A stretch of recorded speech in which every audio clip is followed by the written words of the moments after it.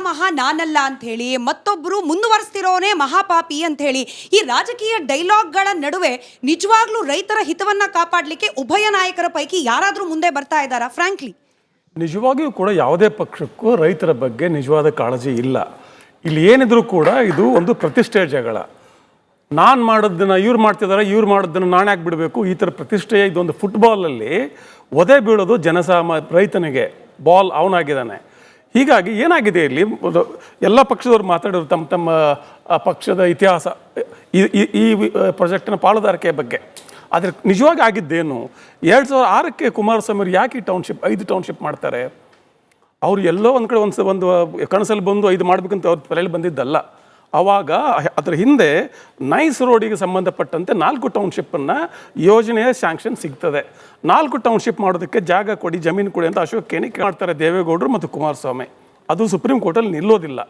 ಹೀಗಾಗಿ ಆ ಯೋಜನೆ ಟೌನ್ಶಿಪ್ ಏನದಲ್ಲ, ಅಶೋಕ್ ಕೇನಿ ಮಾಡುವ ಟೌನ್ಶಿಪ್ಗಳನ್ನು ಪೈಪೋಟಿಗೆ ನಾನು ಯಾಕೆ ಮಾಡಬಾರ್ದು ಅಂತ ಇವರು 5 ಟೌನ್ಶಿಪ್ಪನ್ನು ಅನೌನ್ಸ್ ಮಾಡ್ತಾರೆ. ಕುಮಾರಸ್ವಾಮಿ ಅವರು ಮುಖ್ಯಮಂತ್ರಿ ಆದಮೇಲೆ 5 ಟೌನ್ಶಿಪ್ ಅನೌನ್ಸ್ ಮಾಡಿ ಆದಮೇಲೆ ಅವಾಗ ಪಬ್ಲಿಕ್ ಪ್ರೈವೇಟ್ ಪಾರ್ಟ್ನರ್ಶಿಪ್ಪಲ್ಲೇ DLF ಹತ್ರ 400 ಕೋಟಿ ರೂಪಾಯಿ ಡೆಪಾಸಿಟ್ ತಗೊಳ್ತಾರೆ. ಜಮೀನನ್ನು ರೈತನಿಂದ ಖರೀದಿ ಮಾಡಿ DLFಗೆ ಕೊಡೋ ಯೋಜನೆ ಅದು. ಆದರೆ ಕೇವಲ ರೈತರ ವಿರೋಧದಿಂದ ಮಾತ್ರ ಅಲ್ಲ, 2007ರ ಆಸುಪಾಸಿಗೆ ಗ್ಲೋಬಲ್ ರಿಸೆಷನ್, ಎಕನಾಮಿಕ್ ರಿಸೆಷನ್ ಬಂದಾಗಿ DLFನ ನೆಟ್ ವರ್ತ್ ವ್ಯಾಲ್ಯೂ 85% ಕುಸಿದೋಗುತ್ತೆ. ಹೀಗಾಗಿ ಅವರು ವಾಪಸ್ ತಗೊಳ್ತಾರೆ. ಪ್ರಾಜೆಕ್ಟ್ ಮಾಡೋಕ್ಕಾಗೋದಿಲ್ಲ ಮತ್ತು ಲ್ಯಾಂಡ್ ಅಕ್ವಿಸಿಷನ್ ಭೂ ಸ್ವಾಧೀನ ಡಿಲೇ ಆಗುತ್ತೆ ಅಂಥೇಳಿ. ಹಾಗೆ ಆದಮೇಲೆ ಅದನ್ನು ಮತ್ತೆ ರೈತರಿಗೆ ವಾಪಸ್ ಬಿಟ್ಬಿಡ್ಬೇಕಲ್ಲ, ಬಿಡೋದಿಲ್ಲ, ಅದನ್ನು ರೆಡ್ ಝೋನ್ ಆಗಿ ಇಡ್ತಾರೆ. ಆಮೇಲೆ ಎಲ್ಲರೂ ಹೇಳ್ದಂಗೆ ಅವ್ರವ್ರು ಒಪ್ಕೊಂಡಿದ್ದಾರೆ. ಆಗಲೇ ಯಡಿಯೂರಪ್ಪ ಅವರು ಹೇಗೆ ಮಾಡಿದ್ರು, ಎವ್ರಿಬಡಿ ಹ್ಯಾಸ್ ಕಂಟ್ರಿಬ್ಯೂಟೆಡ್. ಈಗ ಏನಾಗಿದೆ, ಮೊದಲನೇದಾಗಿ ಬೆಂಗಳೂರಿನ ಡೆವಲಪ್ಮೆಂಟ್ ಏನಿದೆಯಲ್ಲ, this development is not ಎನ್ವೈರ್ಮೆಂಟಲಿ sustainable on the whole. ಇದು ಪರಿಸರಕ್ಕೆ ಅನುಗುಣವಾಗಿ ಬೆಳೀತಾ ಇಲ್ಲ ಈ ನಗರ. ಆದರೆ ನಾವು ಪರಿಸರದ ಬಗ್ಗೆ ಕಾಳಜಿ ಮಾಡುವ ಹಾದಿಯಿಂದ 1000 ಮೈಲ್ ದೂರ ಬಂದಾಗಿದೆ. ಈಗ ಬೆಂಗಳೂರಿನ ಬೆಳವಣಿಗೆ ಏನಿದೆ ಆ ಒಂದು ಎನ್ವೈರ್ಮೆಂಟಲ್ ಸಸ್ಟೈನೇಬಿಲಿಟಿ ಪ್ಯಾರಾಮೀಟರಿಂದ ಭಾಳ ದೂರ ಬಂದುಬಿಟ್ಟಿದ್ದೇವೆ. ಹೀಗಿರುವಾಗ ಈಗ ಅಲ್ಲಿ ಕೆಂಪು ರೆಡ್ ಝೋನ್ ಆಗಿದೆ. ಈಗ ಆಮೇಲೆ ಅದನ್ನು ಈಗ ನಾವು ಆಯ್ತಪ್ಪ ಹಠಕ್ಕೆ ಬಿದ್ದು ಬಿಡದಿ ಟೌನ್ಶಿಪ್ ಮಾಡೋದಿಲ್ಲ ಅಂತ ಆದರೆ ಅದು ಎಂದಿಗೂ ಮಾಡೋದೇ ಇಲ್ವಾ? ಹಂಗೇನೂ ಅಲ್ಲ. ಈ ಜಗಳ ಇರೋದೇ ಅದೇ ತಾನೇ. 2000 JDS ಸರ್ಕಾರದಲ್ಲಿ ಆಗಿಲ್ಲ, BJP ಸರ್ಕಾರದಲ್ಲಿ ಆಗಿಲ್ಲ, DK ಶಿವಕುಮಾರ್ ಸರ್ಕಾರದಲ್ಲಿ ಯಾಕೆ ಆಗಬೇಕು? ಇಷ್ಟೇ ಇದರಲ್ಲಿ ಇರೋದೀಗ. ಹಾಗೆ ನೋಡಿದ್ರೆ ಇಷ್ಟು ಫಲವತ್ತಾಗಿದೆ. ನಮ್ಮ ರವಿಕುಮಾರ್ ಹೇಳಿದ್ರಲ್ಲ, ಫಲವತ್ತಾದನೆಲ್ಲ ಇಲ್ಲಿ ಹೈನುಗಾರಿಕೆ ಇದೆ, ರೇಷ್ಮೆ ಕೈಗಾರಿಕೆ ಇದೆ. ಸರಿ, ಇಂದಲ್ಲ, ಅವಾಗಲೂ ಇತ್ತು. ಮತ್ತು ಇನ್ನೊಂದೇನೆಂದರೆ ಇಂಡಸ್ಟ್ರಿಯಲ್ ಎಕಾನಮಿ ಅಂದರೆ ನಿಮ್ಮ GDP dependence on agriculture should be less. ಪ್ರತಿಯೊಂದು ಸರ್ಕಾರ ಕ್ಲೇಮ್ ಮಾಡೋದು ಡೆವಲಪ್ಮೆಂಟಲ್ ಕ್ಲೇಮ್ ಏನಂದರೆ, ಅಂತಾರಾಷ್ಟ್ರೀಯ ಮಟ್ಟದಲ್ಲಿ ನಾವು ಅಭಿವೃದ್ಧಿ ಹೊಂದಿದ್ದೇವೆ ಅಂತ ಕ್ಲೇಮ್ ಮಾಡಬೇಕಾದ್ರೆ one parameter is how less my economy is dependent on agriculture.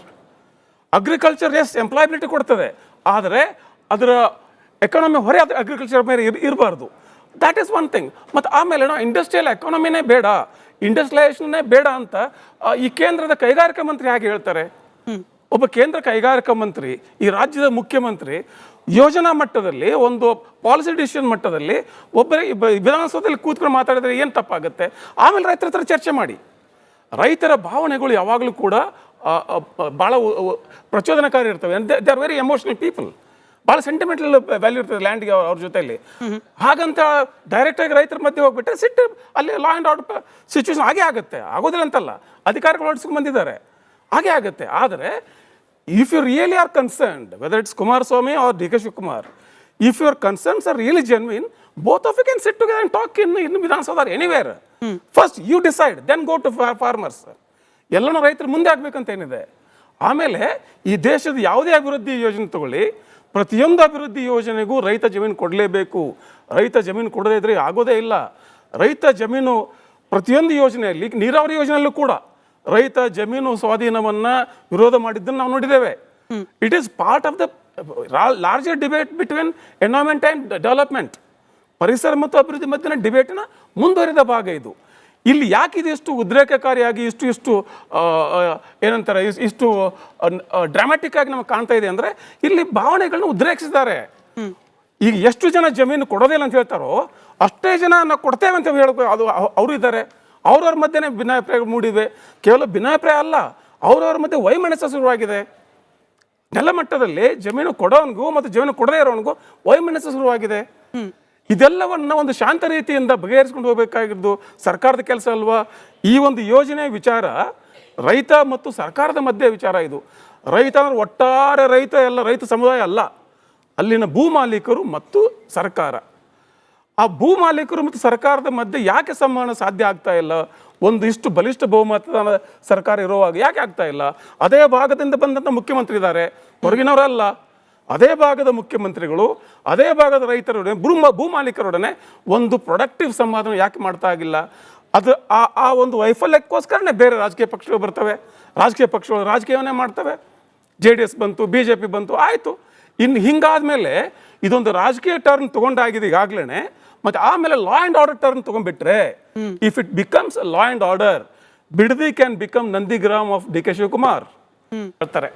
ಆ ಒಂದು ಪ್ರಾಜೆಕ್ಟ್ನ ವಯಬಲ್ ಮಾಡ್ಕೋಬೇಕಾದ್ರೆ ಅದಕ್ಕೆ ವಿರೋಧ ನಂದಿಗ್ರಾಮ್ ಹೇಗೆ ಮಮತಾ ಬ್ಯಾನರ್ಜಿಗೆ ಮಾರಕ ಆಯಿತು, ಸಾರಿ ಕಮ್ಯುನಿಸ್ಟ್ ಸರ್ಕಾರಕ್ಕೆ ಅಲ್ಲಿ ಬೆಂಗಾಲಲ್ಲಿ, ಹಾಗೆ ಇದು ನಂದಿಗ್ರಾಮ್ ಆಗೋ ಅಪಾಯ ಇದೆ.